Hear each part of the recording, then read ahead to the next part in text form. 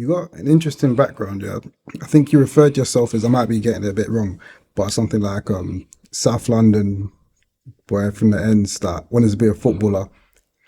And so you've gone from South London guy from the ends, wants to be a footballer. Now you're here talking about AI and tech, and you're in this tech I just world. realized you navigated on my website. You spoke to my website thinking, when did I put this into them? Then I realized I have my whole website. Yeah, folks, you can talk to me on my website basically. Where you can, What's how did that happen? What's your journey? How did you go from the football to this tech space? I guess at that time in my life, right, I'm from South London. You know how it is, our parents are telling us, study this, do this, you know what I mean? My grandparents were very big. I was raised by my grandparents, so they were very much like, you need to study. My granddad was an academic, so he was like, yeah, you need to study, and I'm just like, bruh, I don't want to kick ball, or I'm trying to, blow for music, one of the two. So, just try to like pursue ball as much as I could. And then when I got to like 19, I was like, bruh, I'm playing semi-pro, like, I don't think I'm going to make it pro.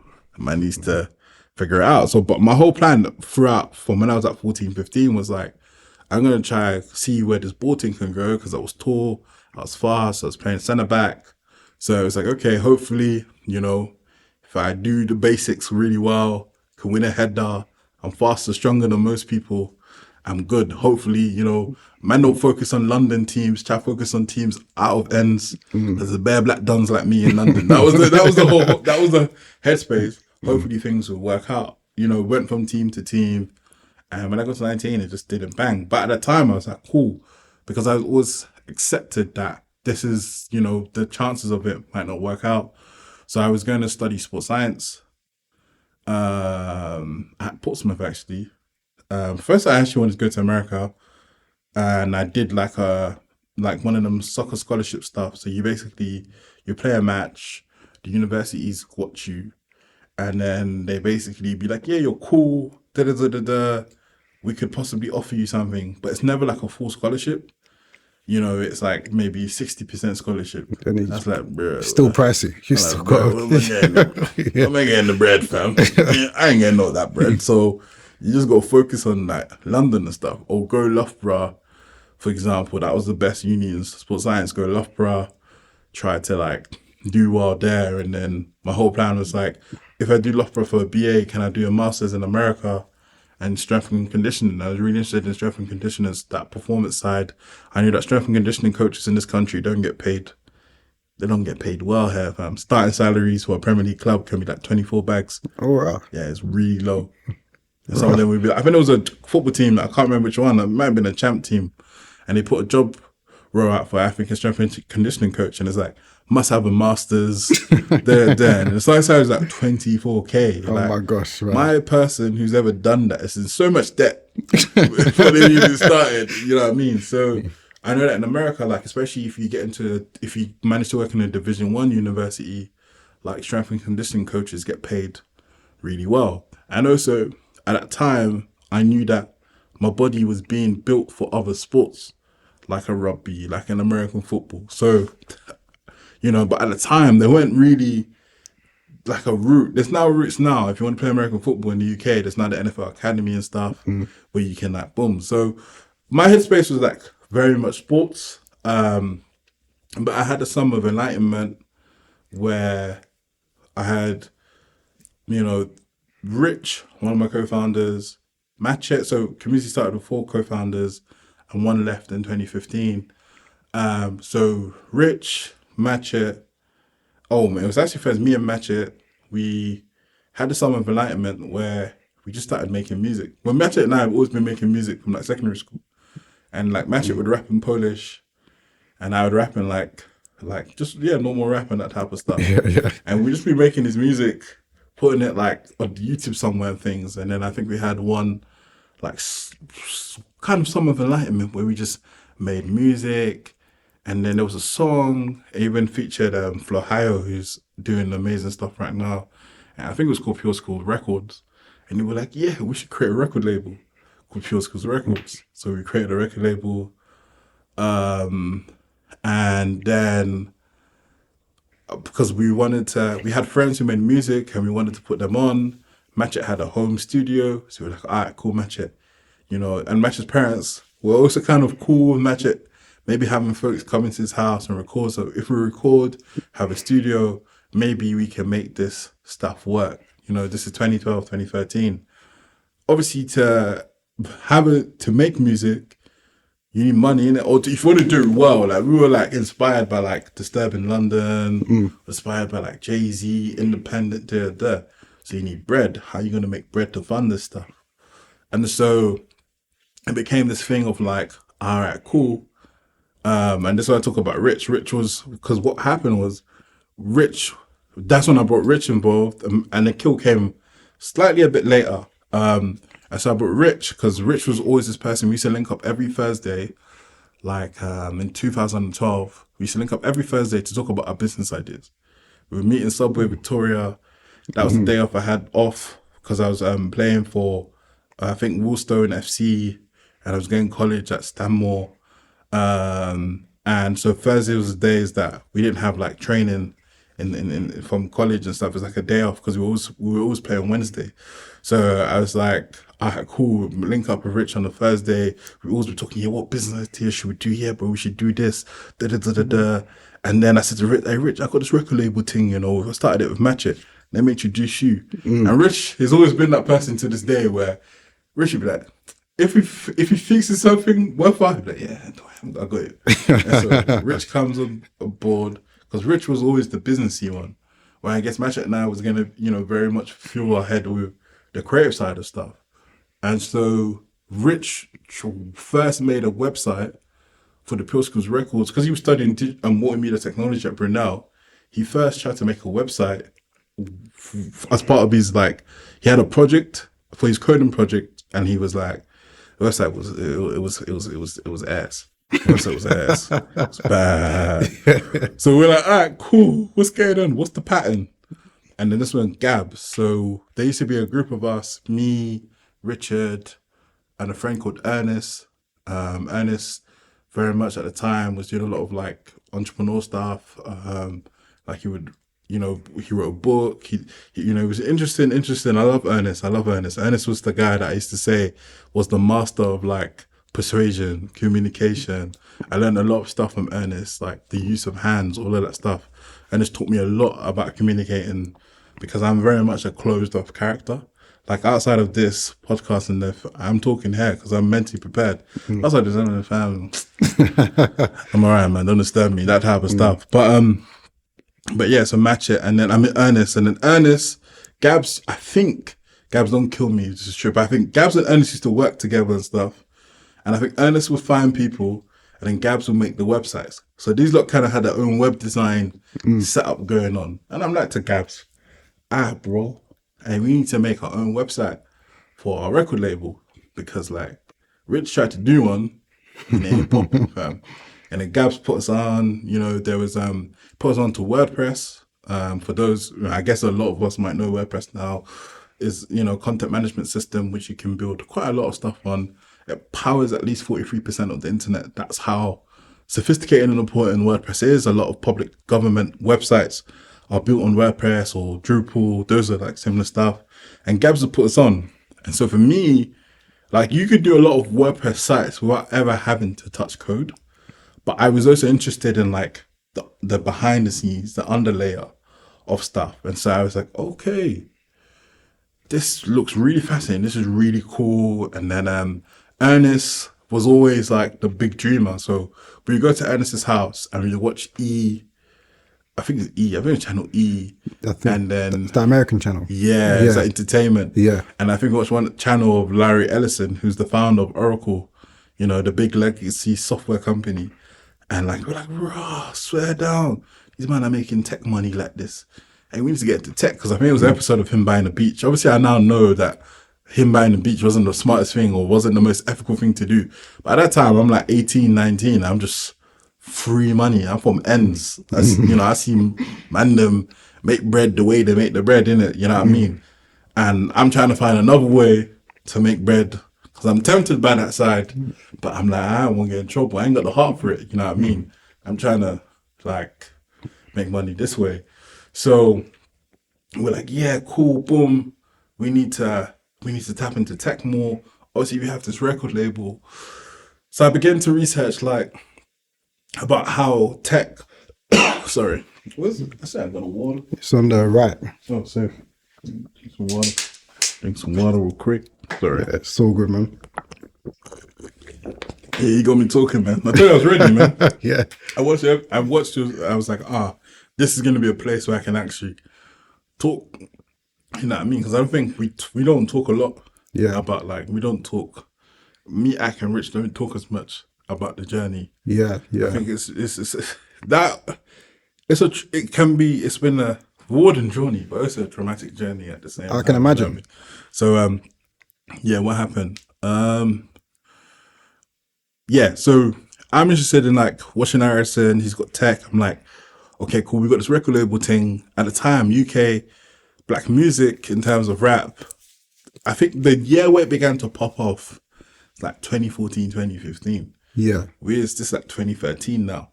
So we don't know about this future's happening. You know what I mean? We're just trying to put our friends on.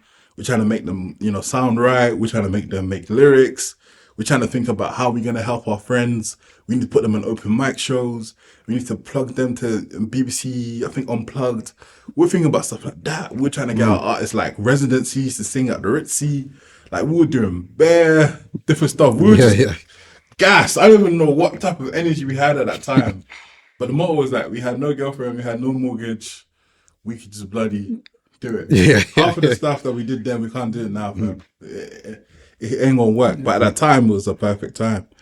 But so back to that story, I was really interested about like how does technology and music come together. And then I found out about like Scott Parker, who was at the time Lady Gaga's manager, and then Scooter Braun, who I don't know if he's still Justin Bieber's manager, but at the time he was. And those two were very savvy about, I guess they were exposed to, I guess because Lady Gaga and Justin Bieber at the time were probably the biggest artists in the world. And at the time, the social media apps like Instagram and a bunch of others were coming. And I guess those apps will go to Scott Parker, go to Troy Parker, go to Scooter Braun, and maybe say, look, hey, we get Justin on these apps, we get Lady Gaga on these apps, they got influence, they got power. People are going to come flood and download those apps. So them lot began to be very savvy about like building partnerships with these apps to get like shares or, maybe minority shares, but still have some sort of ownership. So I began to explore. I was like, oh, okay, this is serious, Lady Gaga had this social network called Little Monster, and it was basically Lady Gaga universe on steroids. And I'm like, okay, this thing might work. Then at the time, we've started making websites to try to fund our videos, our ideas, our concepts. Even getting some funding from I think the startup loans at the time, which I've never said to anyone to do it, fam. Yeah. Why is that? Because it was a personal loan. Yeah. So, at the time, we didn't know anything about like liabilities and all of that stuff. So you're taking a loan for your business and it's a personal loan. So even if the business closed down, you still got to pay that back. And then the repayment structures also were very unfair. Like at the time, we're fresh faced. We didn't know anything. You've taken on this loan of like a couple £1,000s to start off the business. But then after year one, you're paying like 80, 90, £100 a month. 80, 90, as in so it's gone up, you mean, or something? Or? Yeah, the payment terms at first was kind of reduced, like £23 a month. Oh, right, okay. That was light. Yeah. You put some money aside. Then it goes up to 100. You go, whoa. Yeah, yeah. I ain't making bread at that time, what I mean? And so, so what happens, I guess, with that transition is we found an artist called Lyrican. He was from Manchester. He had some song. I guess this is what happens. We learned very early not to get caught up in the concept of views and stuff. But at the time, he had clocked a lot of views. But like, he's popping his peak. You know what I mean? And Lyrican was a visionary. He was a visionary. He had a vision. He just needed like people with money to fund his vision. So, we did this music video. It's called What You Want From Me from Lyrican. I think at the time it got when it came out, it was like Record of the Week by Charlie Sloth. But we basically put like a budget of like £6,000 to make this video. This is all startup loan money. a combination of startup loan money and website money. Oh my gosh. It was a combination. You know what I mean? It's a combination, you know. We'll put this money in, and like, what happens? We I remember that it was shot with a red. It's the first time I ever heard of a red, you know what I mean? They ain't shot cheap. with a red. We had a studio. It was done in the studio in East London. I don't know if it's still about. We had set designs. We had like, you know, video models or vixens. Bro, you lot went all out, innit? You know, painted faces with glitter. We had stylists. We had like, I don't even know what the crap of that time. That was like the time when you have the Kanye type leather shirts and that, or the Giuseppe's and the Zanottis and that. We had that. We had the Zanottis, fam. You rent that for one day, you name it, you give it back. That's where we ain't buying it. It was for that shoot. Yeah. You know, we're buying Ciroc bottles, you know, pouring water in the bottles and that.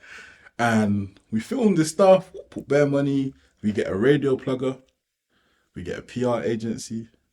Like, we do all the things, Man. you know, like, it's like, you know, we learn about the radio plugin process, that you just don't launch the song and it goes into radio. You got to build it up over time, put in local radio first, and then boom. I probably don't think now the radio plugin processes anymore, but this, because now you can probably go on YouTube, go on Jam Daily, you can go on SBTV, Mixtape Madness, Pac-Man TV, I can't even remember the rest. Yeah. And probably your thing blow up, you know what I mean? But at that time, we were trying to put money because the song was very much had this like Tiny Temper pass out feel. So we were going Right. clean. So you thought it was going to be like that kind of radio hit that. Bro, the song was a good song still. Yeah. It was a really good song. It's actually a really good song. Like, I actually have that song on my phone. All right. It's a really good song. I don't even know if I can play it, but it's a really, really. And then what happened? Really, You lot put a lot into it. oh, God. Put all your eggs God. into that basket, man. Oh, God. Oh, God. It didn't turn out the way you wanted it to turn God, out. Oh, God. Rich is the person that will remember the stat. All I know is we either sold 27 singles or we sold 64. Something like that. We either sold 64 and we got 20. All I know is Not enough to recoup the money, we did not recoup that money, dog. man. And you still had that loan to pay off as I well. had to pay off that loan, dog. Oh my gosh. That loan, man. you know, that loan took me a couple of years to pay off, dog. You know, if you know what I mean. So we were like, alright, cool. Fam, this shit is scalable, fam. You spent 7 bags on a video, you got nothing back. I ain't got no more on the capital. You know, we're just fresh faced. We just in dream world. Like, we're 19, we're naive. Yeah. Like, we got 19 with money. We're like, bruv, let's just, you know, we're taking pictures of us in suits and shit, flexing. But you name it, like, and I'm like, why am I doing that? You That know? sounds like it was probably your first major business setback or failure. Yeah, it was. And you had to bounce back from that. How did you bounce back from that? So what happened then was we began to like think, okay, that whole going back to that music and tech idea, it was like, okay, how do we fuse music and technology together? Lady Gaga's got this thing called Little Monsters, where it's a social network. Okay, how do we build our own social networks? So basically, it was like, can we take the fan club concept? Can we basically build power users? Because at the time in 2013, the music industry still had this fear of technology. They weren't as openly embracing as it. At one point, now you got YouTube streams contribute to your chart positioning and Spotify streams and you name it. And at one point, that weren't necessarily the case. So it was like, so what I started doing was going around to people saying, you know, I would go around to record labels basically with like a piece of like a sheet of paper and go around and say like, we can work with your art. We can work to connect your artists to your fans. You know, we can create a website. We can do all these different things. But did you have a business idea, or you were just sort of just going out and trying we to would just pivot in our head, and be like, hey, let's try it out. Yeah. And then I met a guy called Mike McCready. Shout out to Mike McCready. He ran a startup called Music X-Ray. Music X-Ray basically, and that's when I first got exposed to AI as well, because Mike was a visionary. The whole idea was like, people submit music to this portal, he gets A&Rs to listen to this music, and they verify whether it's good or not. And has like this way of capturing data and information, but his goal was to create an algorithm that basically knew how to make a hit record. I see. So he was always like this. He had this like big dream. But Mike was like this like really smart, intelligent person, and we met one time for drinks, and he was like, "Yeah, I think you're cool." We didn't see him again. He basically got us to sign up to Music X-Ray to like also like be a part of this process. Then September 2013, like, I'm about to go back to uni, you know, and I haven't even started, you know, and I'm like, all right, cool, I'm about to go to uni. I get an email from Mike McCready. Hey Alex, how are you? How you feeling? I think you should come to Barcelona today.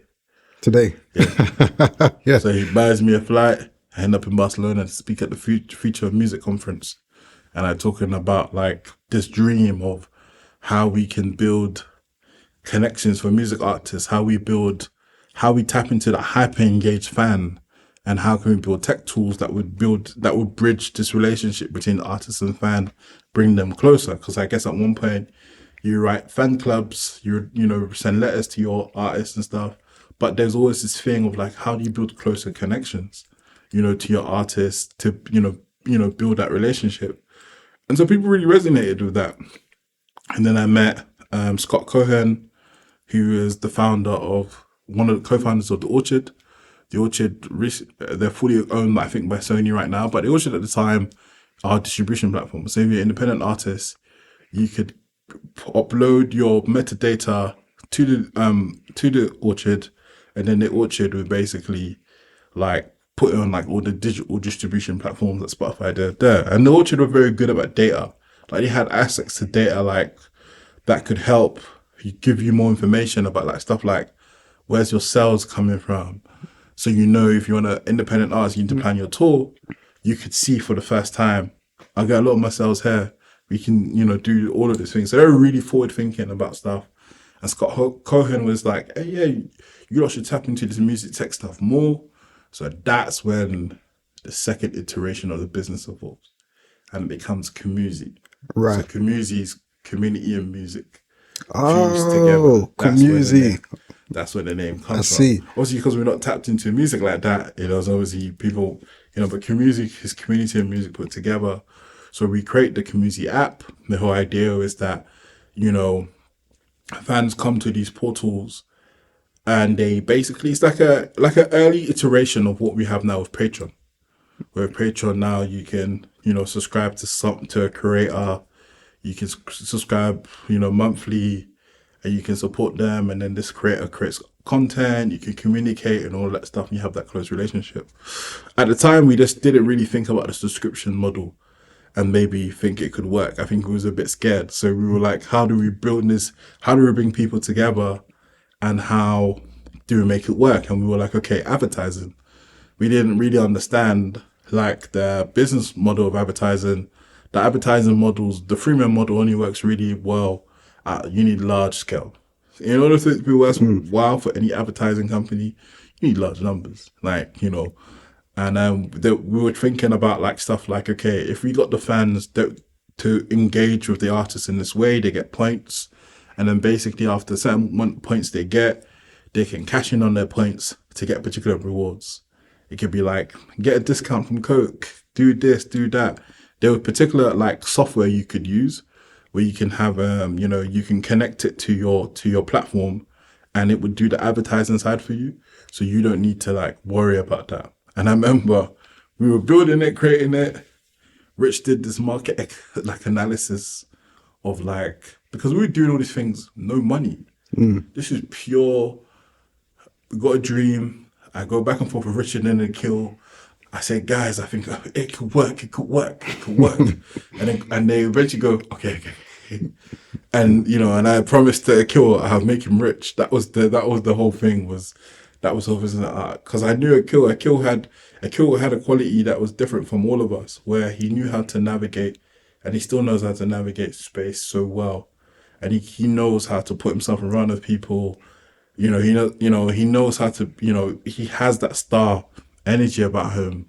Where Rich and I we're not used to that. We were trying to, you got to hide, but when you run a business, you also have to be comfortable with that, and you have to keep your anxieties and all of these things here, and go and do that. So we put into the COMUZI app.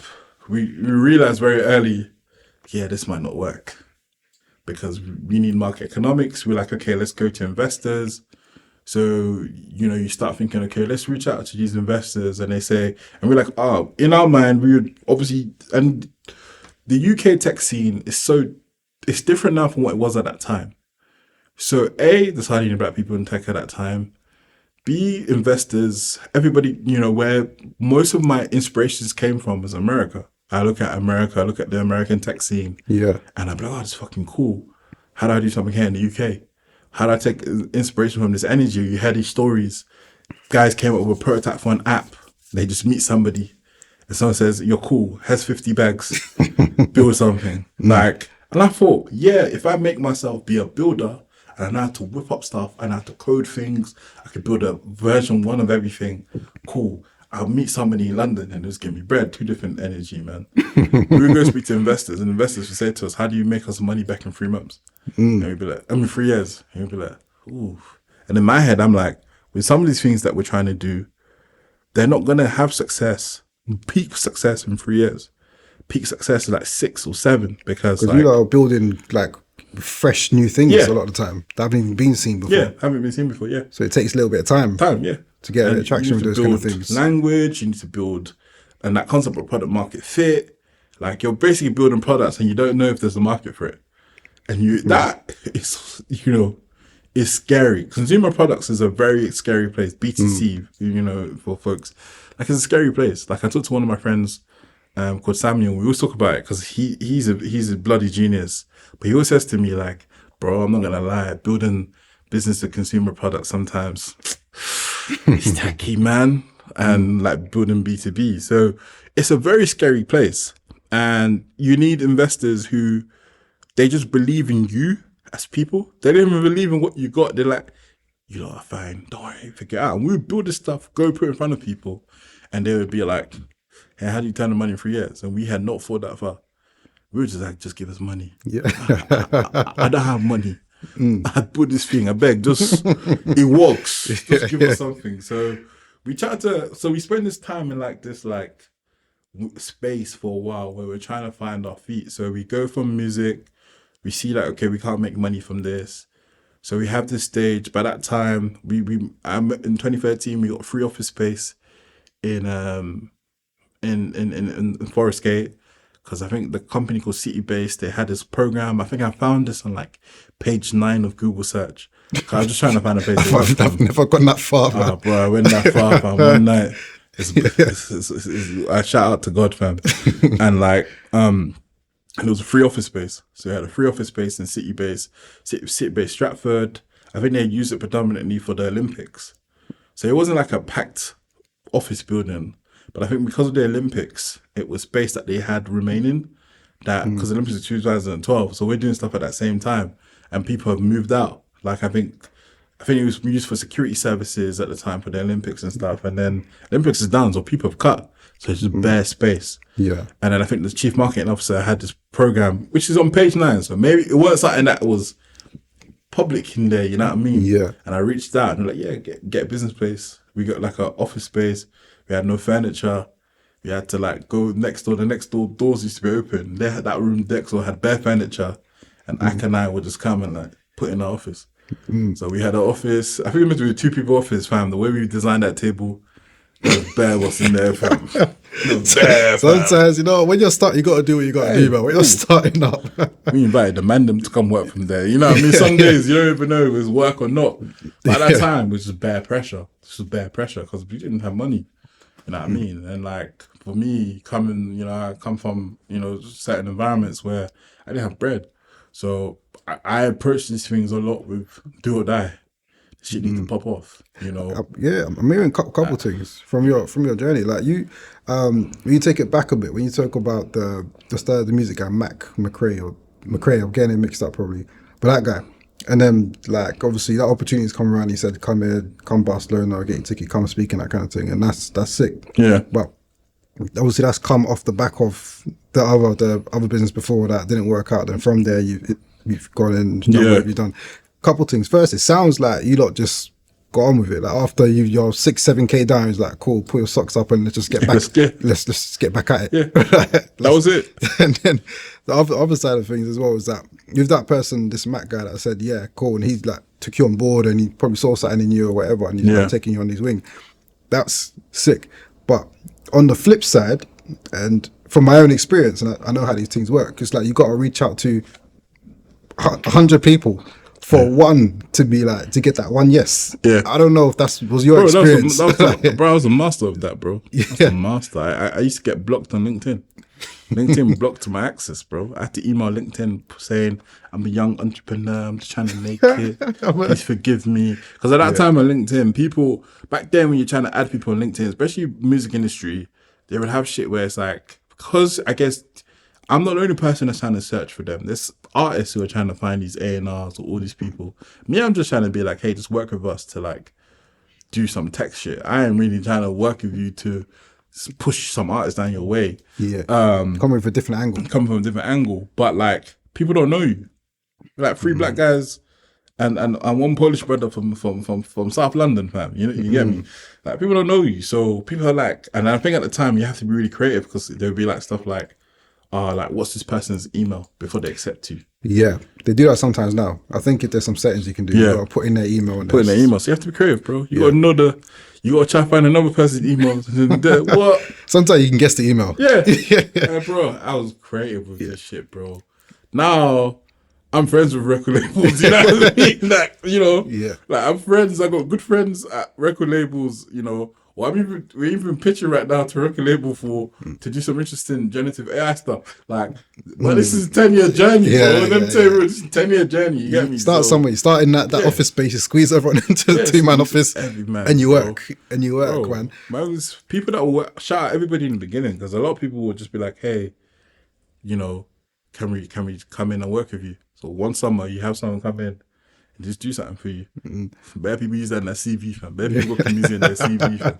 You know what I mean? Did you take that same kind of mindset, when you was on LinkedIn reaching out to bare people, and then take that to COMUZI from them early days as well? Because again, you're a new company. You got to get some clientele in. Same thing, bro. Even now, the energy's never stopped. Right. You know, maybe I just don't go as ham as I used to because over time, reputation, all the stuff. But, bro, we were hustlers. I haven't even gone to that whole. So we go from COMUZI. Then I'm like, well, at the time, so we've been in City Base. We obviously hadn't made money, so we have to leave City Base.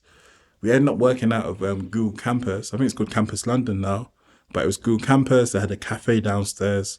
The cafe was a free cafe. It was basically the place where all the startup people with ideas have dreams. And it's like a progression process. So all the other floors there, I think, was rented by a company, owned by a company, or rented by a company called Tech Hub, where like the startups who got the money, they go upstairs to Tech Hub, and then the broke inventors are downstairs. You know what I mean?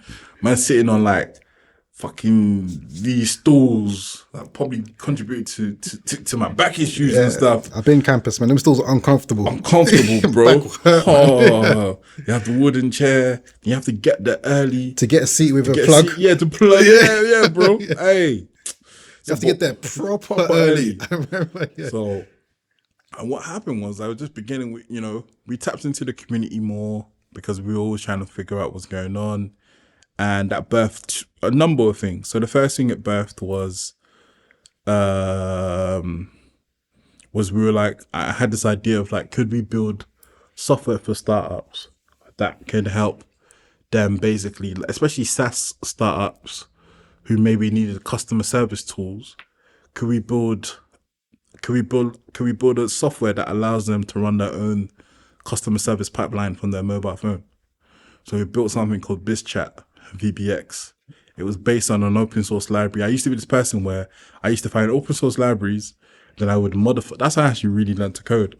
I'd have see these open source libraries, and then I'll modify them in order to like achieve a particular purpose. This might be like an open source library that has been maintained for a number of years.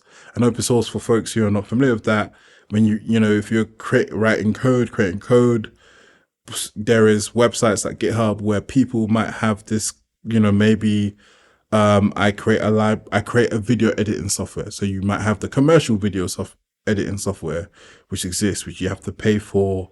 You don't have access to their code. It's, you know, and then you might have someone who goes, hey, these tools are expensive, so I'm actually going to build my whole one. And what I'm going to do is I'm going to give access to the community. And what, you know, and that people in the community can download it, modify it, regardless if you keep to the licensing. So there might be a license and stuff. And you can modify it for your own use case. Some licenses might even allow you to build commercial versions of it even further. So that was like a fastest way, because for me, it was always about speed. Money was tight. So I needed to build stuff fast that I can put in front of people, hopefully raise money or like get money in from either people buying our services, doing shit, and then trying to rebuild the whole code base after once you're like in full flight. That was like the vision. So we first tried to build small business software tools. We got a bit of traction. I remember Kill doing some interviews for Thompson Router in a cab where you have to go around and he talks about promoting the service. We got a little bit of like support there, but we obviously startups don't have money, especially the startups that we're trying to sell to, which was broke people like us in Google Campus. They ain't got bread, fam. So, but that same technology, it was using what we would call WebRTC. WebRTC at the time had just been introduced as a how do I say it? It's a library. But the whole purpose of WebRTC, to simplify this, is predominantly when you use video calls, or you still do it now, you would most likely have to download software. You would have to download software like Skype and all this stuff. You have to download it on your computer and all these things. WebRTC was this protocol which was to stop you from having to download these tools, and you can just have communication via the browser. So it reduces the barrier to entry, and it opens up a whole bunch of new opportunities. My grandparents were chronic patients of the NHS, and one day my granddad, he's a very slow walker. Normally when you go to the hospital, there'd be like a coach that'll come pick him up in the morning. That day he woke up late, he just moved slow, my granddad just moved slow. And the coach left him. I remember my grandma being upset, and I was like, "Raw, like how could I do stuff around healthcare? We have the same technology that's built around communication. Could we repurpose it to make it work for healthcare?" So then I'm like, all right, cool. I'm gonna build a team. So, you know, I'm gonna do the front end. I know about WebRTC really well, so I'm gonna need someone to help me build the back end. And then I go to use a platform called Upwork, and I find a developer in China called Cheng Wanzhou. You know, really cool guy, never spoke English. We talked on Skype, and he would build the WebRTC side, and then I built the front end. And then Matchet was still there at the time. Matchet would design. So Matchet was a design guy. I was the guy that would build the front end. Cheng Wanzhou would build the back end. Rich was the guy who would make sure the business runs. Ak was the guy who would push to sell, because Ak had the ability to connect with people. So that was the team. That was the function of the team. And we were doing this ourselves. We were funding this stuff ourselves. I think Richard must have been working at Tesco at the time. Ak, I think Ak had stopped working for that time, for that bit.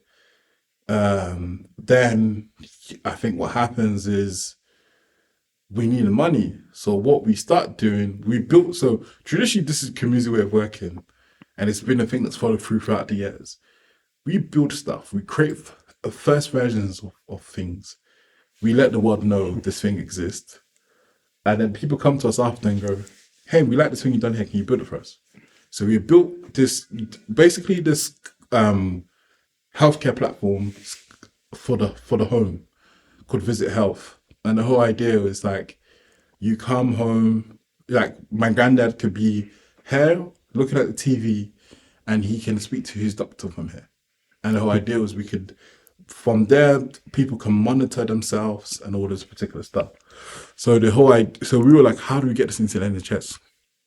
So I said to Rich, to find out if there's any NHS health tech meetups we can go to. We found out there's an NHS health tech meetup. We go to this meetup event, and then we meet the director of innovation for the NHS, Tony Young, and then we tell him, hey bro, we've got this tool that we've been working on. Get involved, get plugged in, you name it. And then he goes, great, we're gonna meet. We didn't meet until like 5 months later, but we met. Then at the time we're trying to put it out there. Then we get like some like organization in Kenya that has like over 70 clinics or something. Some mad number. Yeah, we want the tech. Right. Then we're trying to like put things in. But at the time, we're funding this stuff ourselves, bro. We have hacked this technology together. You know, there are like companies who begin to introduce their own versions, like, how do I explain this? Probably tech people will watch this and cuss me for this explanation. But basically, a lot of technology, a lot of software we see today are what you might call a container. So let's say Uber, for example, it's a container. If you think of Uber's maps, Uber doesn't create its own map software. It uses Google Maps. Okay, yeah. Or I think both probably use Google Maps. One of them uses Apple Maps, not Uber. I think Uber uses Google Maps. But for example, the way how they've connected Google Maps is you would use an API, which stands for Application Programming Interface. You would code your app to access information from this place in order to feed to this app. So, for example, if I needed to have a map feature in my app, I would use the Google Maps API, I would write code, I would connect it there, and then I would get the functionality of Google Maps without having to pay the amount of money, have the mapping, to create your own mapping tool. Yeah. Without using them, it's fucking hard, bro. Yeah. Look, Google did the whole world satellite, you know what I mean? So it speeds up and half your process, right? A lot of digital tech apps and stuff we use have a lot of these things in the background. So a lot of these companies were creating their own versions, which all we had to do, was plug it in through a couple lines of code, all problems would be solved. But bro, they cost a lot of money to run. We didn't have bread. Yeah. We're doing these things with whatever bread we're making for making websites, bro. I was making websites on the side. Anybody, what, £200, you got it, £500, you got it. The first website I got paid was $3,000, fam. I was so happy, bro. When I got my first $3,000 website, I was so happy, bro. They didn't pay us on time. Me and Ak we had to drive up there to get the check in person. You know what I mean? But what happened was, we built this tech, we built this hype, we hacked these things together, but the tech would fail a lot. Okay. Like what? Because it's new stuff. Yeah, it's new stuff, but it wasn't stable. It wasn't like I'm just creating stuff, like making up things, bringing things to life, going around, showing people demos. Some days it works, some days it wouldn't work. You know, I'm working with a developer based in China we're not in the same time zone, you know. So, and he doesn't speak English. So he's not somebody I can whip up on call and be like, hey bro. Yeah, it's not as easy as what's going on there. So like we would have like demos. Like I think there's a demo where Ak and Rich, really big demo for a care home. I think they provide a lot of care homes. They're probably looking forward to this technology. It failed. Stuff like that. So, but it was at the time, there was a couple of struggles. The digital health market is different at that time, it's different from what it was now.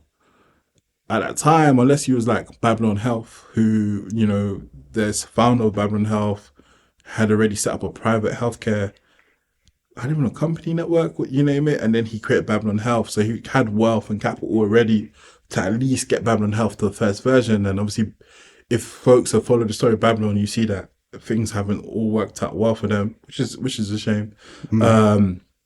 But Babylon Health, they very much built their own version of the same thing. But they were more like, we'll provide doctors. So instead of you going to the NHS, you would use the Babylon app service. And then they created their own GP service called GP at Hand, where for us, we were trying to build software to give to the medical professionals to use to speak to their patients. So we were just trying to be a pure software play. So, but the NHS don't pay, man.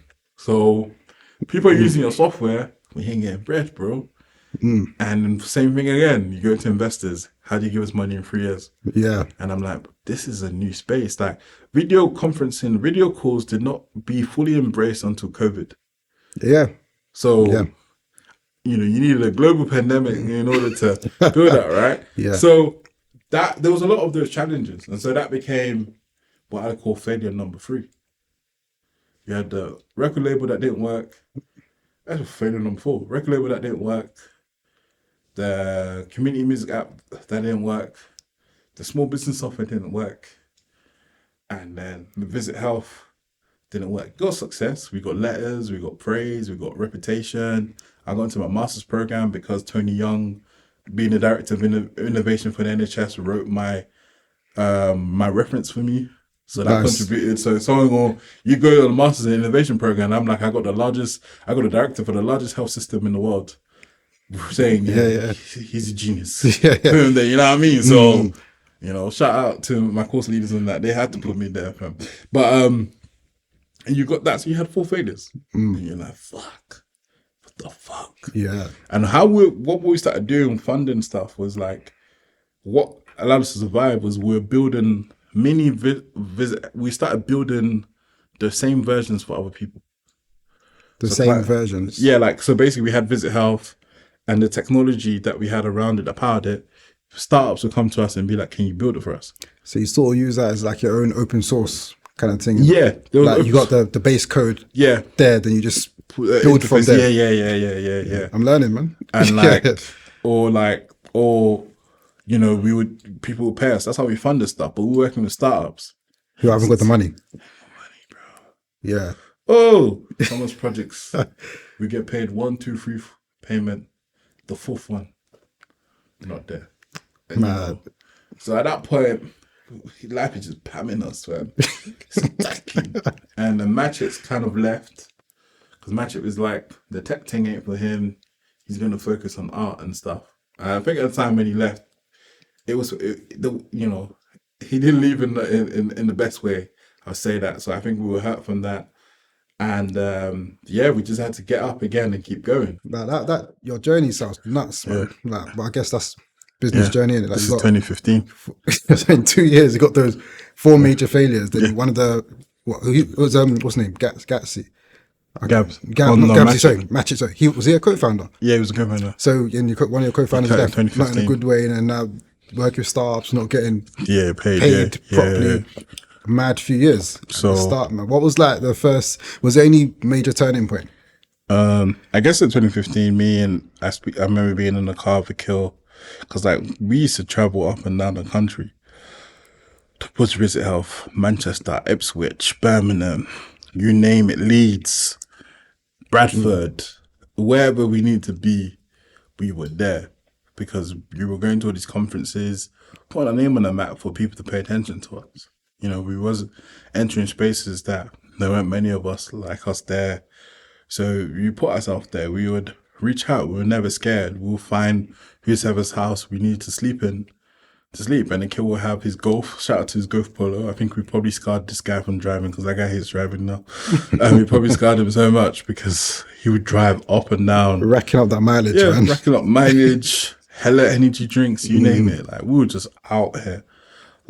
Hustling, bro, really hustling, fam. Like I see on one of the points you asked me for one of those questions, any advice to give you to run a business, bro, you need to be a hustler. I don't know any other way. Maybe people give another philosophy, in order to navigate this. But fam, me, bro, hustle, fam. You gotta be busy. If you're not ready to be busy, leave it. Just cool now. That's how I see it. You get me? So this 2015, we now say, you know what? Bun building our own apps. We've tried. It's not working for us. Why don't we just try this agency thing where we build stuff for other people? Let's build our own social capital. So what happens is when it comes to when we want to have our own ideas and we need to raise money, it would be so much easier because now people would be able to people will be able to just give us money. That was the theory. That was the thought process. So 2016, we worked with startups. We worked with whoever who gave us money to do work, really. We made websites. We helped startups with their apps, helped them get to market. But we still weren't making enough money. So I think at that time, Richard goes to work in Tesco again. Or I think he was working in Tesco. I think he cuts for a year, then he goes work at Tesco, then he goes work at Lidl. Akil works at a Japanese restaurant in Brixton part-time. And then I'm surviving by making websites. So I'm making websites on the side for, different people. And then 2016, I'm like, all right, I'm going to go do a master's because I feel like just bare disillusionized. I'm like, I've tried, man. Why is nothing popping? And I feel like I ain't got nothing to show for it. I just got bare failed concepts and ideas. So I'm like, okay, you know what? Let me do the thing every Nigerian, parent or grandparents or guardian's dream. Get a degree. So I go to the master's at Central St. Martin's. And that was a turning point for me as an individual, because it was like, hey, I'm always building these ideas, these concepts, but I didn't know there's a whole world for these things. There's an industry around innovation. There are consultancies who specialize in these things. There's an established field and a language.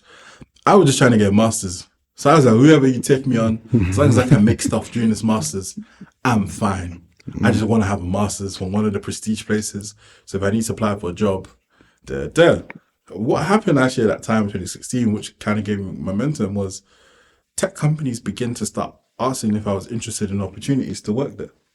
Some of the big ones, and they were like, yeah, hey, Alex, we've been watching you there. Would you be interested in coming to work here? And I was like, rah, me? Swear down. You know what I mean? And then I was gassed. I was like, okay, let me go do my master's. Because if anything happens, I'm fine. Because at that time, when you've gone on this whole journey, you've tried to create stuff, but you don't have things to show. At that time, I'm like 21, 22. So I'm still young. I'm still worried about my outcomes, all of these things. I've tried to run away from the word potential and just focus. And so I go do this master's. It was a really good time. 2 years master's. I was also worried about would that slow me down, my progress? But it was the best thing I ever did, because it was the first time where I'd been predominantly building for clients and stuff. It was now I could build for myself, or I can think about myself. So that was a place where I almost developed this school book for how my thoughts of the world was going to be. And it was this thing of, okay, I know how to build technology. I know how to do these things. Also at that same time in 2016, companies were also beginning to create innovation labs. So bigger companies were creating these innovation labs where they were like, okay, we want to think like a startup. So let's go hire people, put them in a bunch of WeWorks or some fancy office spaces far away from the office. Let's basically, that's actually what inspired me to go on a master's. I'm going maybe a bit too fast. Was, just companies set up innovation labs where they have this trendy startup types who come up with these new ideas, and hopefully the company would embrace it and launch it. 90% of innovation projects fail. So what happened is I got headhunted to be an innovation lead at a big 4 consultancy firm. And it was a product innovation lead role. It was I think a 3-6 months contract. It was $350 a day. I was so gassed in my head. I was already thinking about what I'm going to do with the money, because I ain't had money I ain't never had $350 a day before in my life, dog. I ain't had bread before, fam. It's been tight out here, you know what I mean? I've been grafting. I've been really resilient, making websites and saving the peas and and that type of stuff. And so I go for the interview. The headhunter tells me to cut off my hair. I used to have high tops or, the sponge era. He's like, cut it off, cut off your beard.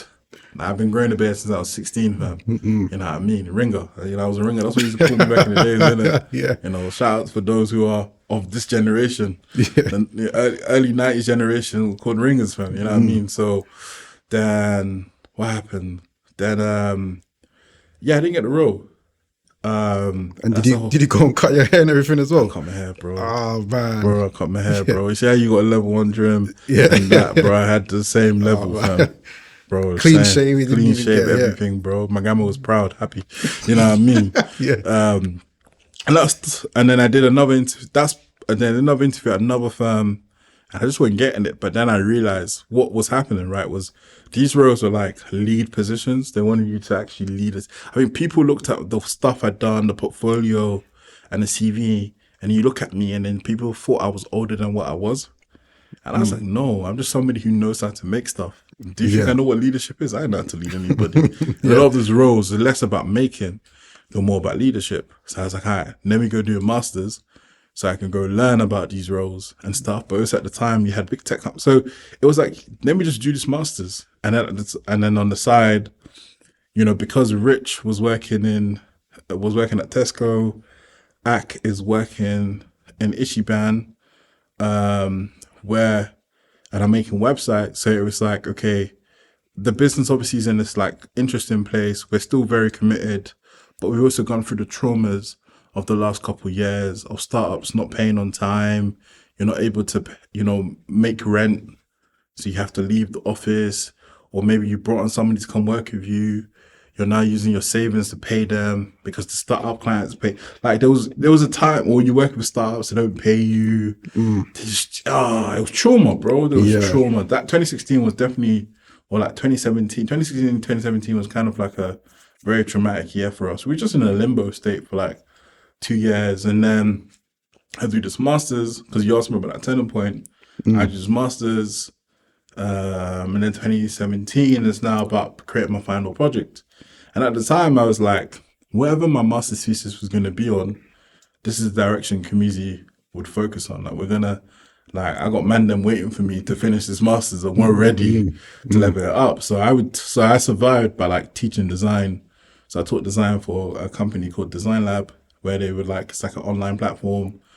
And you basically, people who want to change careers and they want to work in tech, but they want to become designers, you teach them and guide them. I think I taught with like 32, 33 students in like a 1 year period. I don't know how I did it, bro. Because they're one-to-one sessions. Oh, right. So it's almost every week then? Yeah. Right. Bro, it was crazy, bro. But that's what man I had to do. It's funny because I paid for my master's. And then 2017, what the turning point happened? I guess I was really interested in fashion. At first, when I came to my master's, I was interested in healthcare. I was almost going to do a master's in healthcare and design at Royal College of Art. Then I was like, I don't want to trap myself in healthcare because I think digital health had just burnt our mind out. We were like, fam, bun this thing. Yeah. We're tired, cuz, you get me? And then, so now it's 2017. I'm interested in fashion. I'm interested in like the digital and the physical worlds coming together, how to create fashion experiences which incorporate technology in the store. Like, how do we change the way how stores are traditionally designed, especially high-end fashion stores where they're very much intimidated places? How do we almost make them like coffee shops and stuff? Like, I was just in a mixed place, like, you know what I mean? And then I had somebody who came to teach us, and she was like to me, that's cool, but why don't you look into the ethical implications of all of these technologies? And that's the turning point. Because at first I went into looking at the Internet of Things. And the Internet of Things, for those who are not familiar, it's like, the Internet of Things is basically every single device, product is connected to the Internet. That is the principle of it. And I think a lot of times the ethical implications of the Internet of Things was mostly it's connected to the Internet. Can people hack into it? Privacy. It's, the scope of conversation is quite boring. And the topics were really nascent and not nascent, sorry. The topics were repeated and people had already said it already. Yeah. Then there was obviously the other emerging technology, artificial intelligence. It was like, it's not a new blank canvas, but the conversation was beginning to gather pace more and more. And I was like, yeah, you know what? I'm going to focus on this a bit more. And I spent this whole summer getting my head into Python, trying to understand machine learning models. And, we had a really big conversation about AI. But then I started talking about it. Like, how as designers, could we start designing interfaces or building AI prototypes and stuff? And at the time, I met a wonderful lady. Oh God, how can I forget a name for this? A wonderful lady had this dinner, and in that dinner, she introduced me to a bunch of people. One of them worked at DeepMind. Someone else worked at Us2. Us2 was a digital agency. No, they are still a digital agency. And they were working with DeepMind a lot on their products.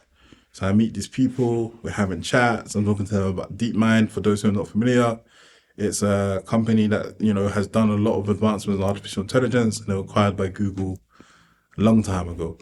And we're all talking, I'm talking to them about AI and stuff.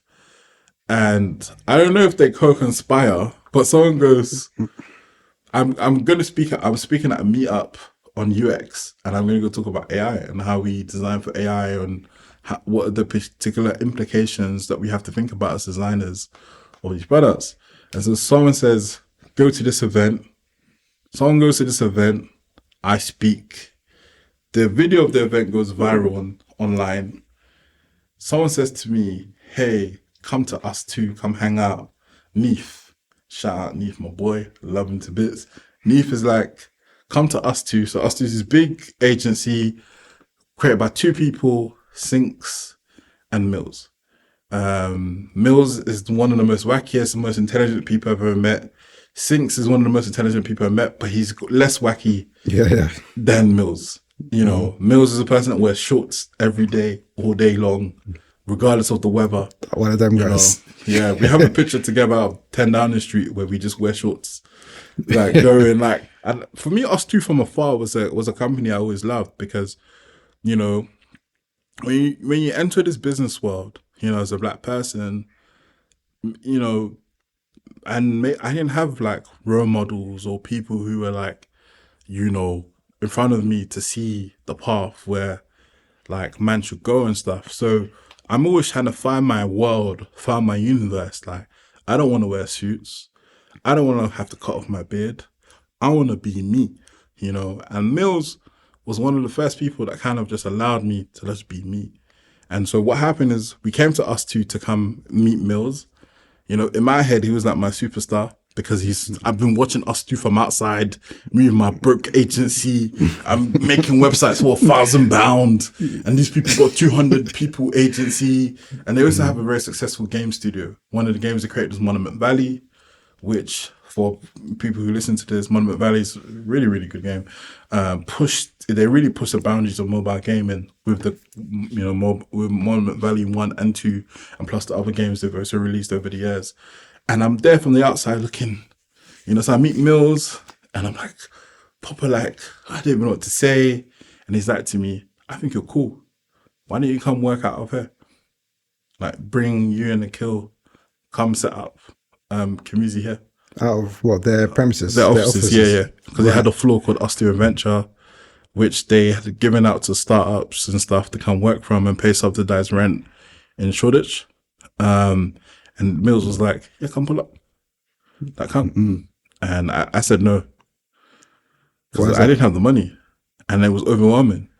It's like I was in a really like depressive state of my life at that stage, you know what I mean? Like, I'm just trying to get this master's going.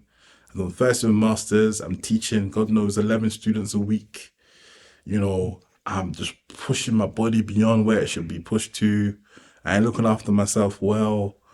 All those things. I'm just like, bruv, as much as this is a dream, no. And then Akil says yes, and then we figure out a partnership. But being at Us2 was that place where, like, what it did for us was A, we was in Shoreditch, so it's a different environment. Yeah. B, we're in a community of people who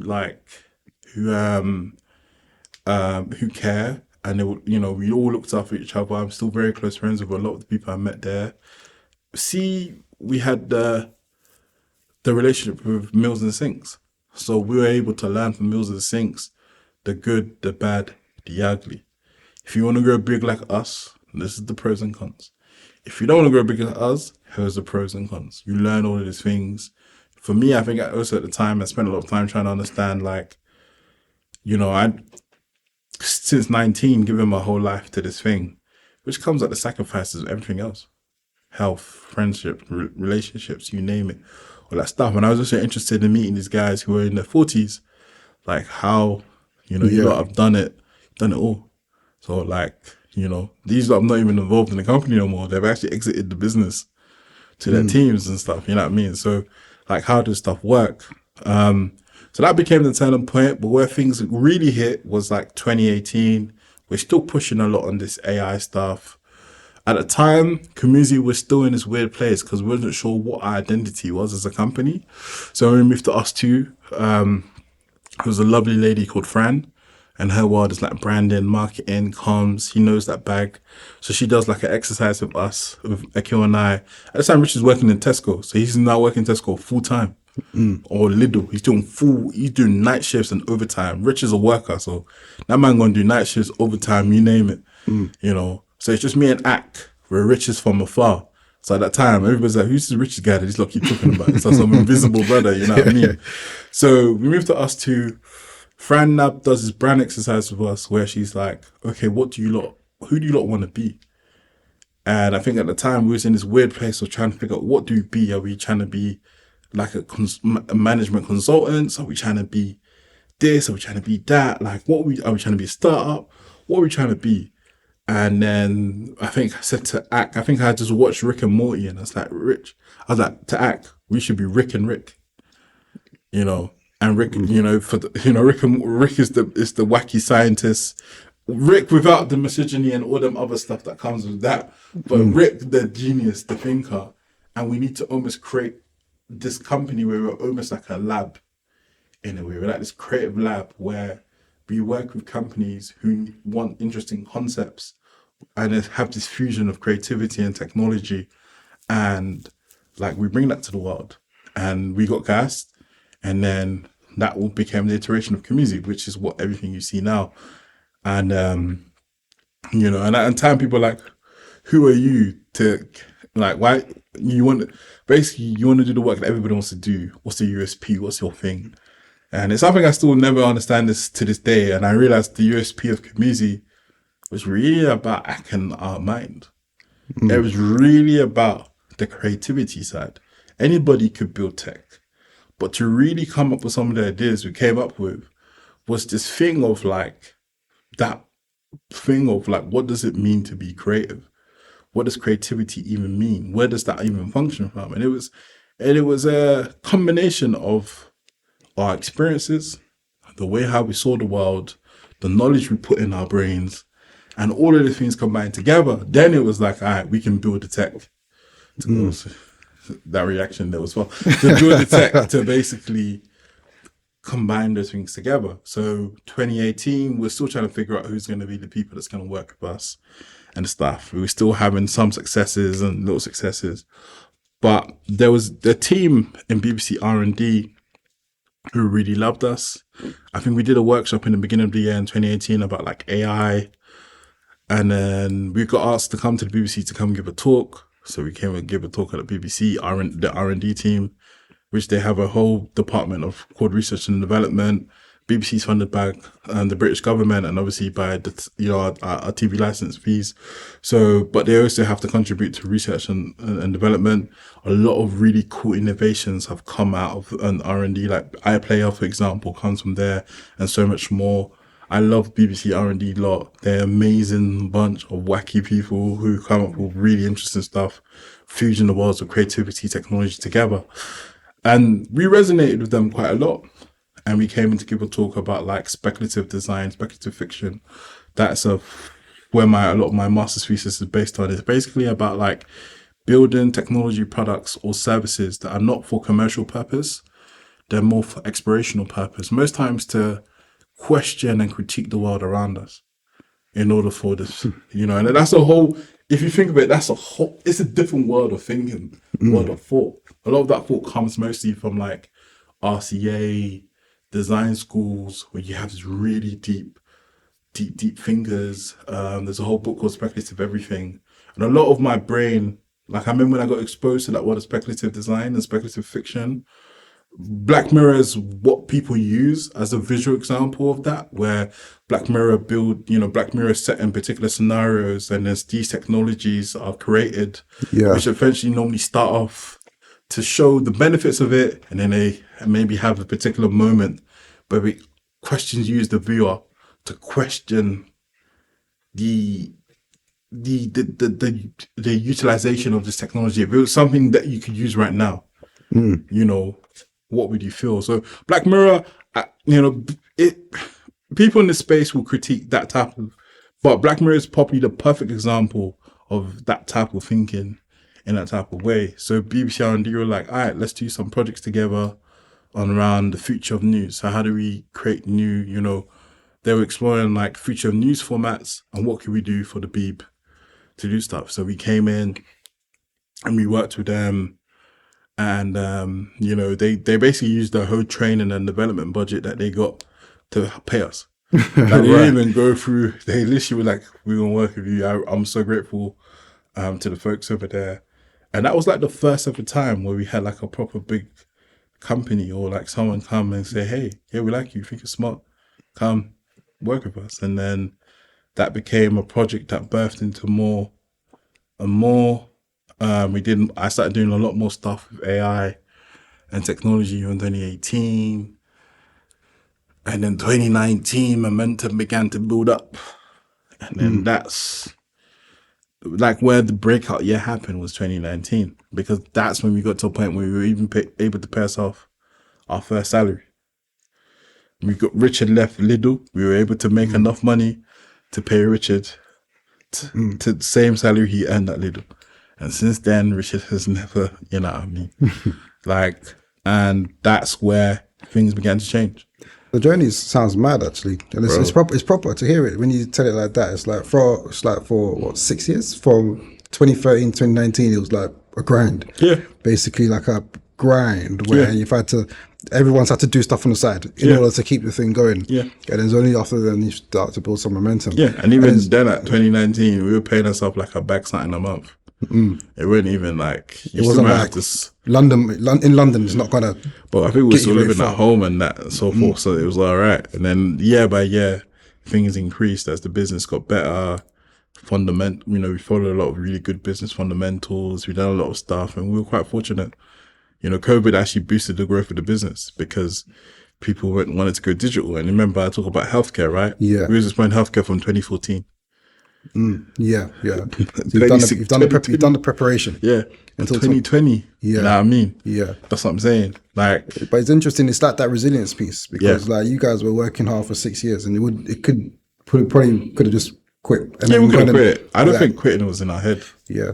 But a lot of people, it would be in a lot of people's heads, and it makes sense though, isn't it? Like, if you're grinding, a lot of people be like, you know what, I've had 4 major failures. I've done this, I've done that.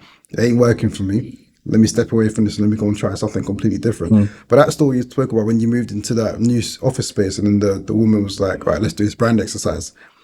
Who are you? What's your identity? That kind of thing. That's very interesting. I think like when you're grinding, you're working, oftentimes you can just be, like you're just working. And you don't take time to step back and actually assess stuff holistically and properly. And then when you step back, you're like, all right, who are we? But get that in place. But I think we've been the masters of the pivot. We've known how to pivot and morph in the shape and forms. But also COMUZI's never gone bigger than 11 people.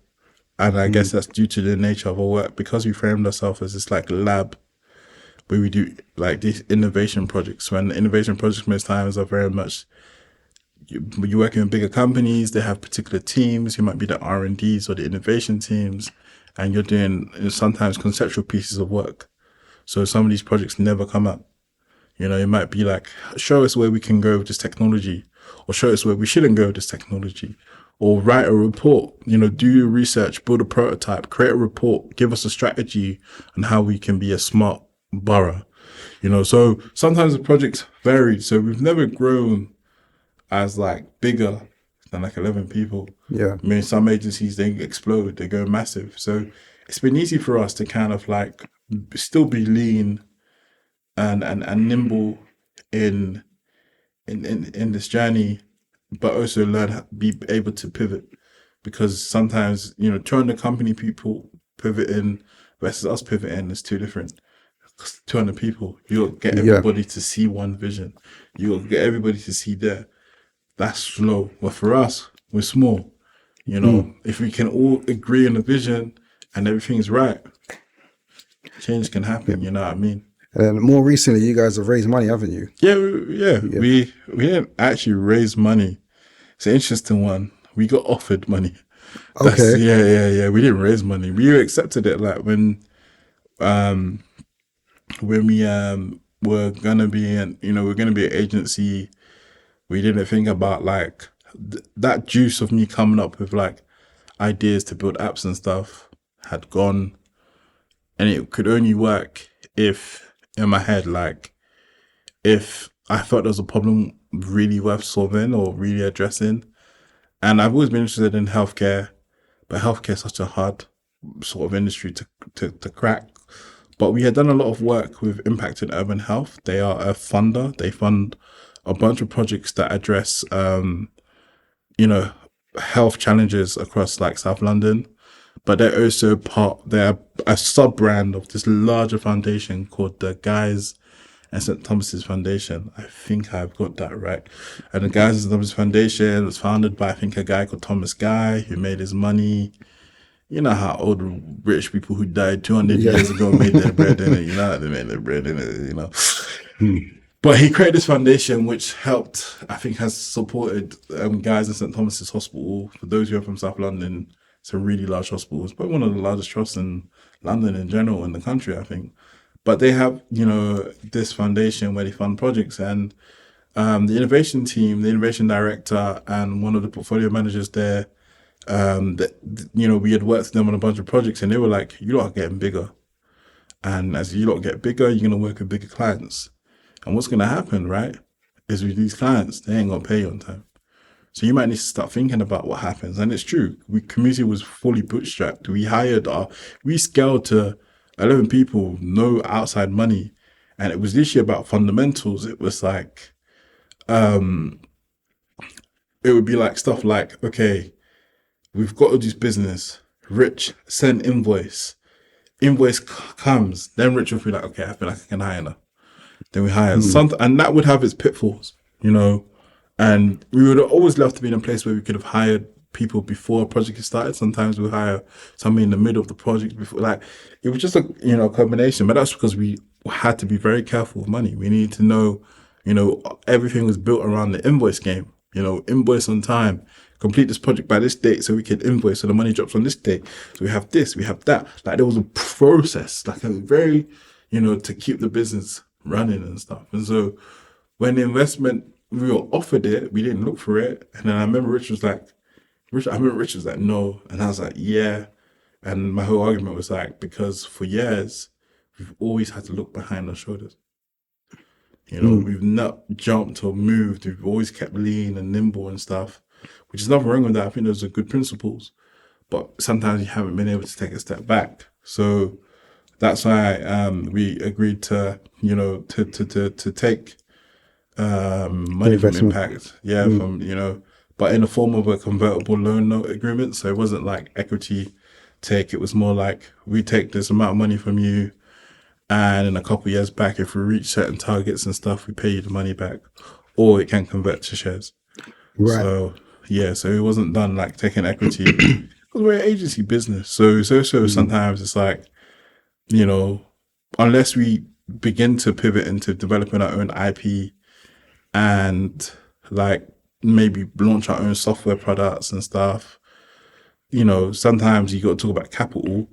What's the capital's purpose? The capital would be used to help run the agency, and maybe we might use it. We did commit it to a bunch of R&D projects. We do have some R&D projects. I think for us, we're in this place where, what is the future iteration? We celebrated 10 years of the business this year, and the ride has not been smooth. Yeah, sounds like it's not been smooth. What do you feel like in terms of like, because it seems like, things started to take off in 2019. Do you think that there's been any one or couple of very important things you feel like that's helped you scale the way you guys have scaled in recent years? I think COVID, I said, COVID came in, but also the world began to pay attention to us, right? And that had been like 6 years. That had been, at that point, 6 years in the making. So it's like stuff that's outside of your control, you think, then? Yeah. I always attribute a lot of these things to God. And I always say like things like, there's many things that's happened. Like, I'm telling a story, and there's, my brain's probably collapsed itself, but there was many more things I could probably say. Like, I ended up at the TED conference in Vancouver because some Mills had a podcast that he was doing where he would record himself, talk about stuff. He would talk about me a lot in that podcast. Somebody messaged me saying, "Oh, you must be someone important because Mills has spoken about you. Hey, come here." Shit like that, bro. Like, this bare stuff that's happened. Like Mike McCready saying, "Come Barcelona" in 2013. I didn't plan that, bro. There's many things I didn't plan. So, like, you've been doing, keep that same work ethic from 2013, that grind, and just all the way through until opportunities align themselves, until the economy is ready, or until people are ready, until you start getting noticed, and then opportunities but come. you still don't stop. Now it's just we're older now. So we ain't got as much energy or capacity and stuff as we used to do. The man them got other commitments now, like families and shit like that.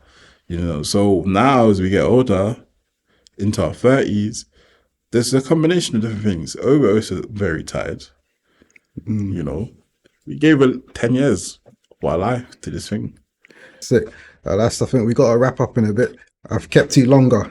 I don't even know how long this is. I should have kept you right now, man. But it's been sick, man. Your journey has been like, it's proper. It's quite inspirational to hear it the way you explain it, with those 4 failures and grinding for X amount of years, and then kind of coming around, at least now getting to a place where you're a bit more comfortable and you guys are achieving some scale and looking forward, man. It's been sick, man. So thank you for coming down. I appreciate it, man. No, thank you, man. Just as we wrap up, final question to you for our listeners here. So 1,000 Voices, we interviewed 1,000 Black British change makers, people who are driving change in their lives and their communities in the world through the work that they do.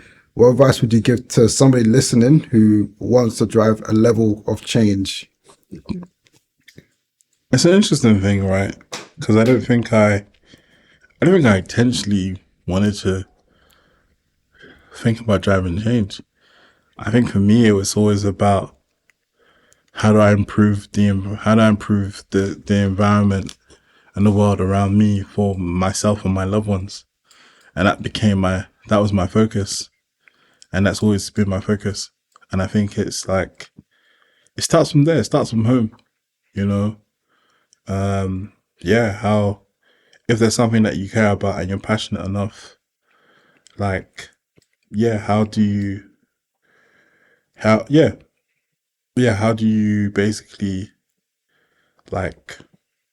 focus on it? I think to do it really well, to do anything really well, you have to be committed to it. Like the 1,000 Voices podcast, like I walked into here and I walked in from the door and I could see you've got the brand, you got the logo by the door, you know what I mean? I've walked in, I'm like, okay, I see everything, the commitment, the quality of equipment in this room right now, the cost, the capital. I'm looking at things and thinking, bro, you know what I mean? The nice chair and that, you get me? Like, there's bare stuff people ain't seeing right now that I can see in this room. Behind the camera, you know what I mean? And that's where, for anyone that wants to make change, it's not about this. It's about behind that. And the quality, the commitment, the desire, are you willing to go for it? And that type of stuff. And that's the questions that, Rich and myself asked. And that's the questions we're going to have to ask as well as we enter 2024. How are we feeling? Are we ready to go again? Because we haven't had, in that story, like I said, the smooth sailing path. We had, 4 or 5 failures. 2019, great year. COVID comes. Wow. Not smooth sailing. Recovery, bounce. Everything goes well. Then, boom, now you're in this weird economic moment where, I've seen companies similar size that I've always admired and enjoy, where they've closed their businesses and stuff. So it's never been a smooth sailing journey, you know what I mean? And I think we've had to accept mentally for ourselves, maybe it ain't gonna be smooth. It's, sailing, but you gotta ask yourself tomorrow, are you ready to go again? Or what's keeping you going? What are you motivated by? You have to find those things, but you have to be committed. I think that's the most important thing, is commitment, and commitment will show you your outputs. Whatever you get from return will show you based on how committed you are and how smart you are as well. You can be committed and you can be committed stupidly, fam. but you got to be smart as well, you know, and understand the game that you have to play in order to influence change. There's also a game that you have to play, and finding your way of doing that is one of the things I think I've done. So I had to find a way to play this game on my own terms, because boy, I couldn't do it like anybody else, you know what I mean? So that's me, man. No, but thank you so much, bro. Oh, thank you, man. I appreciate you coming down, man. Thank you once again. Calm. My brain has fried, but I'm giving you all. Nah, it was sick, man. what I Thank mean? you, man. So, If people want to keep up to date with yourself, with COMUZI, how can they best do so? So you can check the Instagram on COMUZI_lab. I think the Twitter is also COMUZI_lab. You can, the COMUZI website is COMUZI.xyz, COMUZI.xyz. I'm on socials, Lex Makes Things. And yeah, that is me. Thank you so much. Nice one, man. And you got any final words you want to say before we close off? Guys, I hope you enjoyed this, man. All right, man. Thank you for coming down once so much, again. man. This is 1000 Voices. We had Lex Fafego on the podcast. So for now, people, we're out. Thank you.